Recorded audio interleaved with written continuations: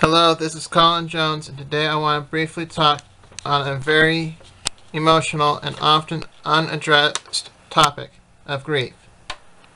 Now, if you watched the video or saw the post that I made on Monday of this past week, then you are well aware that my mom and I had to put Jazz, the family dog, down. For those who may not have seen the post, I will go into an explanation of this event. On Monday morning, my dad had gotten up for work and, as had been his usual routine for the last 12 years, had fed the dog. The dog ate the breakfast, then went into the front room where he proceeded to vomit the breakfast onto the carpet. Then the dog went outside while Dad cleaned the vomited breakfast out of the carpet. Dad goes outside and finds the dog laying on in a flower bed on the side of the house. He coaxes the dog to come back inside and proceeds to explain the situation to me.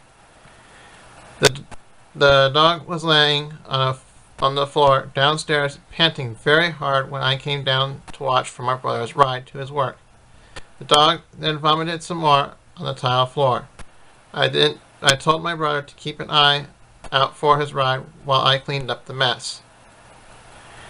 I go outside and try to get the dog to come back inside, but the dog would not budge, no matter how hard I had attempted to get him to move.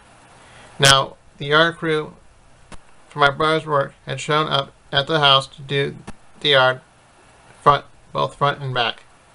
While I was inside the house telling my mother of what had happened, one of the yard crew had got into the backyard and discovered the dog laying and dying in the flower bed. They were traumatized by this sight and reported it to their boss. My mother calls the vet and explains the situation to them. Once she had gotten off the phone, she asked if I would like to accompany her, which I agreed with the idea. She then explains to me that she was going to have to put the dog down. We then quickly eat breakfast and head outside to get the dog. My mother had grabbed a blanket and a towel and was walking alongside the manager of the yard crew, who was guiding the dog to the back of the van. When we reached the back of the van, my mother had laid out the blanket on the floor and placed the towel where she thought that the dog's head would be when we got to the vet. The manager went around the van and picked up the caution cones and collected the group back up and left. My mother and I went to the vet. When we reached the vet's office, the dog was laying in a position 180 degrees of where the towel had been placed. I go inside to tell the person at the front desk that we needed an assistance in getting the dog out of the van. They bring out a stretcher and strap the dog to it and brought the dog into the office. The dog was then led to a room at the far end of the hallway, and we entered. The vet comes into the room to explain what was going to happen. I then started to cry and moved to the floor to say my goodbyes, all the while choking back to the tears. I leave the room and return to the front of the office. The mother of one of my good friends from high school came in with their dog and saw that I was emotionally distraught over the loss of our family pet. She tries to comfort me by sitting next to me. She then gets up and goes into a room. A while later, I see my mother walking up the hall with the blanket that the dog had been laying on in a plastic bag. When we returned home, I told my mother that I would proceed cleaning the floors and scoop the poop that was still in the backyard. I had taken the liberty to remove the doggy door from the glass sliding door and to make the video that I posted on Facebook. Now, the dog had a breathing issue that had gotten worse over time. With all this said, I would like to say thank you to all that sent their condolences to me and my mother, and would encourage you to keep my family in your prayers as we continue to grieve. For this time, I would like to share an often quoted passage of Scripture out of the New Testament, in hopes that it would be of comfort. 1 Thessalonians 4:13 and 14. Brothers, we do not want you to be ignorant of those who fall asleep or weep like the rest of men, who have no hope. We believe that Jesus died and rose again. So we believe that God will bring with Jesus those who have fallen asleep in him. I will explain this passage next week. For now, I say goodbye to you and see you next week. Thanks for watching.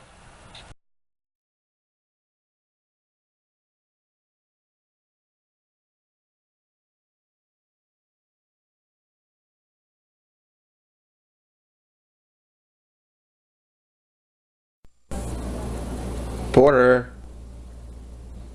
what are you doing underneath the table?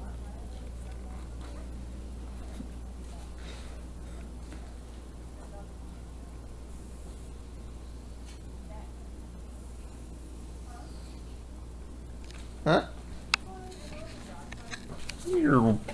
Oh.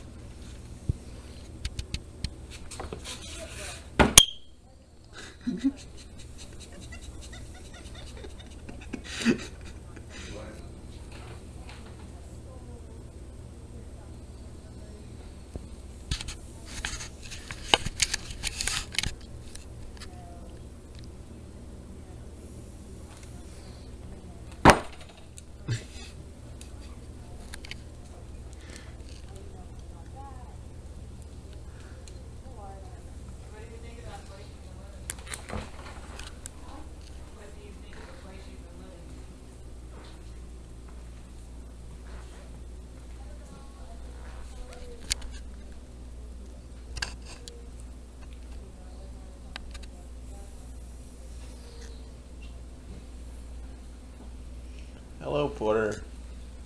Huh, where's Jazz? He's not by the door anymore? No. I don't know, sweetie. Porter, find Is Jazz. he outside? Commenting? Yeah?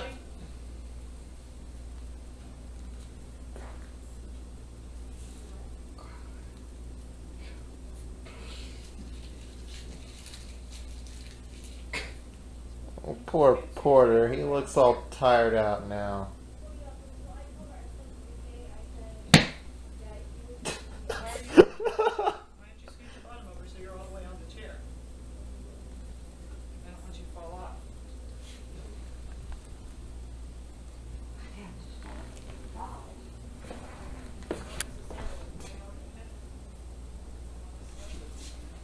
Come on, Porter.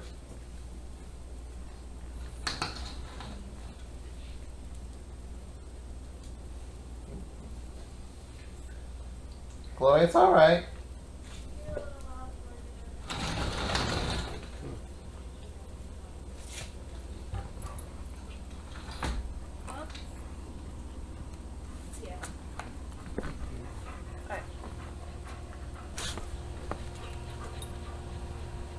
Come on. It's okay.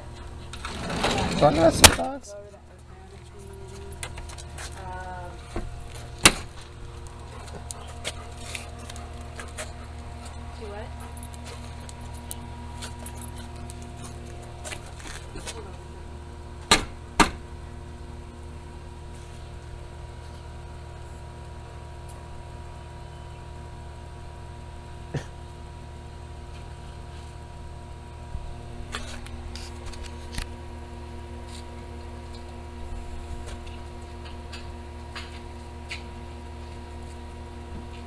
Chloe, no.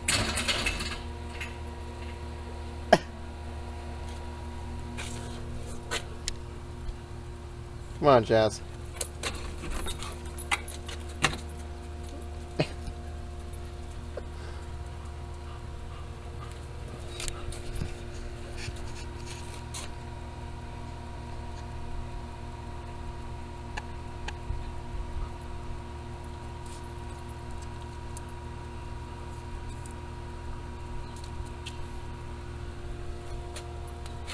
Come on, let's go hide.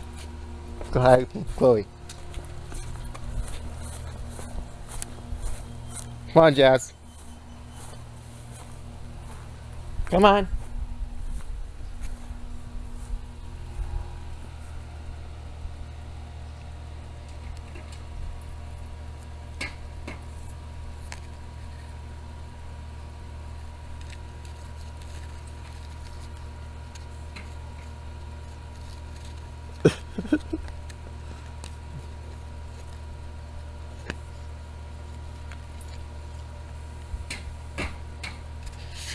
Oh.